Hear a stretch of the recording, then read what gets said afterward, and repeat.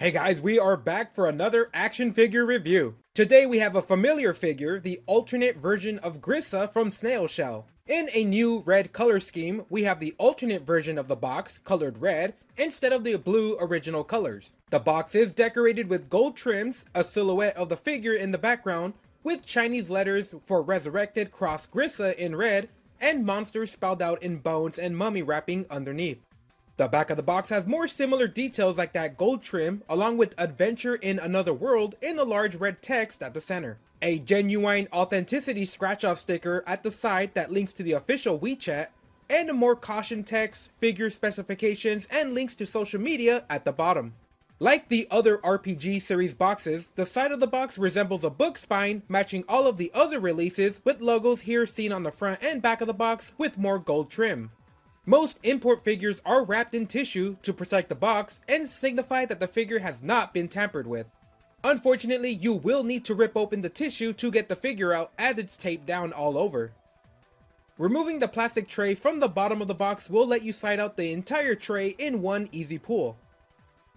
The sides of the plastic tray both had void stickers securing the box, along with another warning sticker at the bottom. And the last step of unboxing the figure is removing the plastic bag that protects the figure, along with more sheets of plastic between her hair and joints to protect the paint from rubbing during shipment. This is the second release of Grisa the Mummy in her alternate red and brown color. The original Grisa was a huge hit in the toy community, surprising a lot of collectors and being a great introduction to Snail Shell figures. As part of the RPG series of figures, this version of Grisa has actually had a bit of backstory posted on social media and from promotional product pictures. She seems to be an evil version of Grisa, quick to anger and constantly battling other figures in the series. This version of Grisa offers a unique faceplate different from the original, a red and brown color scheme, and a unique bendable money wrap accessory only included in this version.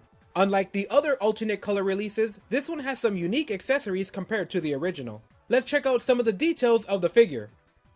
There is a lot of details going on with Grisa's head sculpt, with the messy, unkept strands of purple hair flowing down her face, half of it covered with dirty wrapped bandages, and a glossy red and yellow eye peeking out of her hair, almost looking like a flame.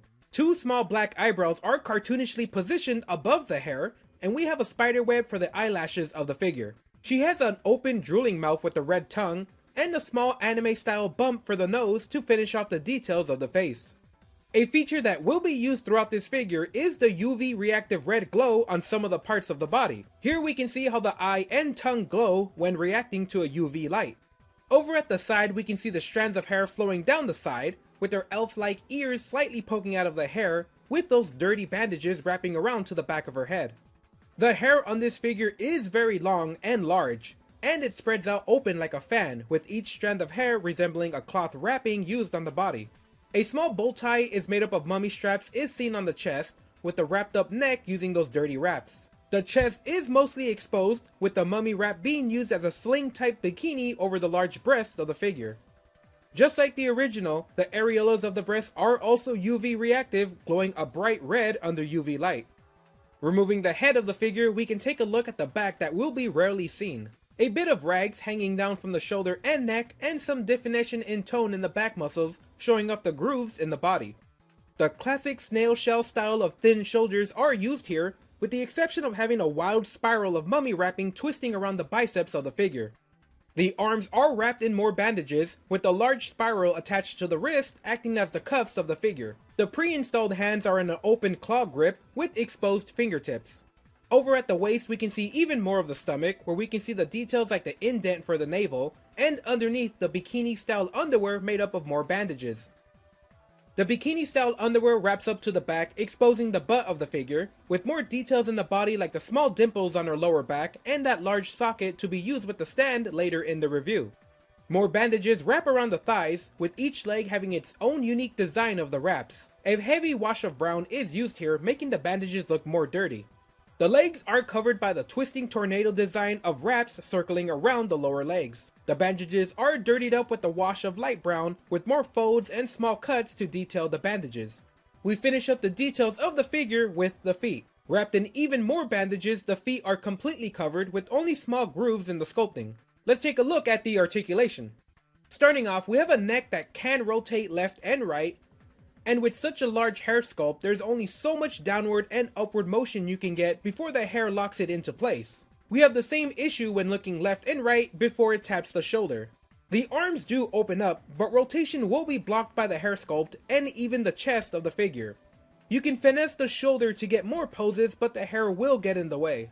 We have a cut in the bicep allowing rotation as usual, double jointed elbows that bend inward a decent amount, wrists that can rotate freely and bend up and down depending on joint orientation.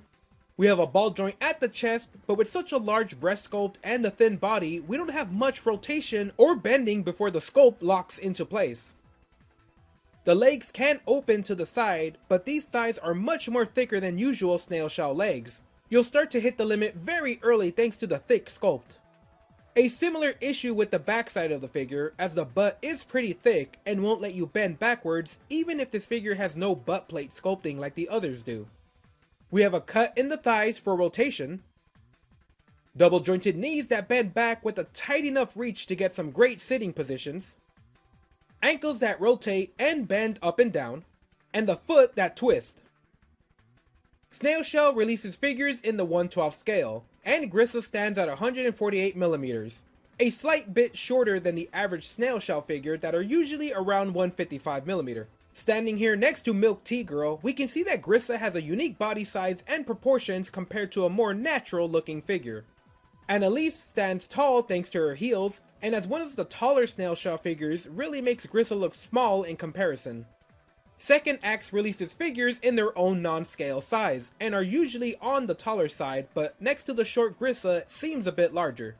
Next to Figma, who are usually on the smaller side of the 1/12 scale, the figures fit in with each other scale-wise, but the only difference being the art style and the larger body proportions of Snail Shell.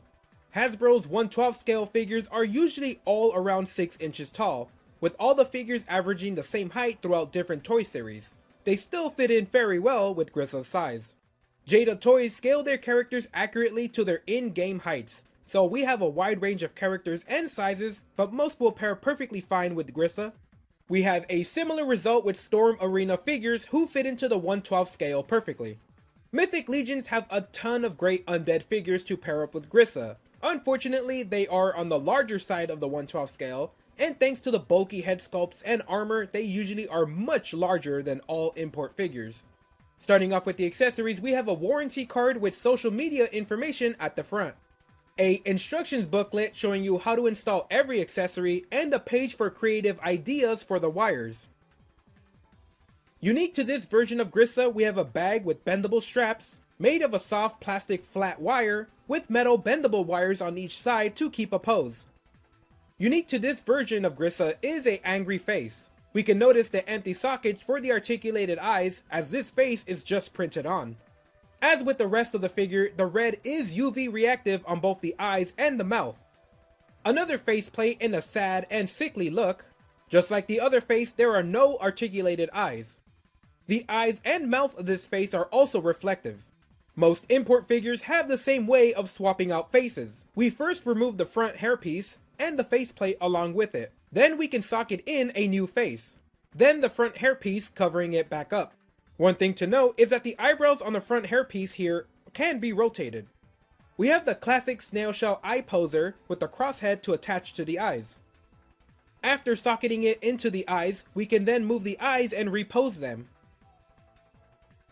We have a small bone to attach onto the bicep of the figure. You can remove the arm at the bicep and then plug in the peg with the bone. We get a small pile of dirt with red paint towards the center. Like the rest of the figure, the red is UV reactive. While the arm is being detached from the body, you can then install it into the socket on the ground dirt pile. We have a pair of hands in a closed fist position, and a pair of grabbing hands wide enough to hold onto the detached arm. The standard clear stand from Snail Shell with its logo at the center, a arm for the base with 3 points of articulation, a claw head to grab onto the figure, a peg head to attach onto the back of Grisa, and lastly a pair of extra wrist joints. One of Snail Shell's most iconic figures gets a second chance in an alternate color that pairs up perfectly with the original blue. Grisa has been a popular character for Snail Shell, returning in a lot of social media posts and has been an iconic look for Snail Shell. Grisa is a great reminder on how Snail Shell likes to experiment with body sizes, and they're not afraid to have some fun while they're doing it. We do have quite a few larger and thicker sized characters coming soon, and no doubt that's thanks to the popularity of Grisa. With a few exclusive accessories and faceplates on this version of Grisa, it's a great way to get collectors to get both figures, as the facial expressions are the biggest way to change the theme of the figure, with the alternate color Grisa being more aggressive with those angry eyes. The bendable wires are a nice touch. It's something that was showing off on social media after the original Grisa was released, and it looks like Snail Shell liked that idea so much they decided to include it with her in this release. Much like the original, the sculpt was definitely taking a priority over the articulation. It's mostly noticeable with the thick sculpting of the legs, and the body wrapped with bandages, and with such a large cartoony bust, it's no surprise that we can't get the same action poses as other Snail Shell figures. The exclusive faceplates are very nice. Owning both figures, I'm glad that there is a noticeable difference between the figures. It's the same great Grisa figure with more unique accessories. Snail Shell gave collectors a second chance at picking up such an iconic figure. Snail Shell figures have this level of quality that you can expect out of every release. I can't say enough about just how smooth the joints are, and they keep and hold the pose, balance well, and even though we have some tiny joints that require to be taken apart to swap accessories, I've never felt them to be brittle or easy to break. Grisa is a great mix of cartoony, lewd, and cute styles that will definitely look unique in your collection and would stand out as a great centerpiece to any horror collection. Her exposed body might be a bit too lewd for some collectors, but I think she's tame enough to fit in. Check out my original review to see the differences, but if you missed out on the original, this version is just as good, at a color that some would say is an improvement over the original. Alright guys, that's it for this review. Leave a comment letting me know how you like this figure, subscribe, or share this video with your friends to help out the channel.